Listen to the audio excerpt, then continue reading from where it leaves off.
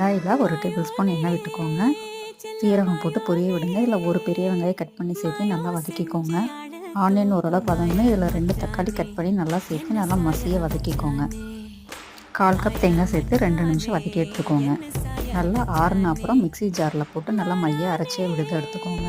கடாயில் ஒரு table spoon நல்லெண்ணெய் விட்டு கடுகு வெந்தயம் போட்டு பொரிய விடுங்க. ஒரு 10 பல் பூண்டு சேர்த்து சின்ன வெங்காயம் வரமிளகா கருவேப்பிலை போட்டு வதக்கி விடுங்க. இது கூடவே கட் பண்ணி வச்சுருக்க கத்திரிக்காய் சேர்த்துக்கோங்க. மஞ்சத்தூள், 1/2 டேபிள் ஸ்பூன் மிளகாத்தூள், 1 டீஸ்பூன் குழம்பு மிளகாத்தூள் போட்டு நல்லா கலந்து விட்டுக்கோங்க. நல்லா மசாலாவோட பச்சை வாசனைலாம் போகிற அளவுக்கு கலந்து விட்டுக்கோங்க. கூடவே 1 கப் அளவு கருப்பு சுண்டல் நைட்டு ஊற வச்சு நல்லா வேக வச்சு எடுத்துருக்கேன். சேர்த்துக்கிட்டு தேவையான அளவு உப்பு சேர்த்து நல்லா கொதிக்க விடுங்க.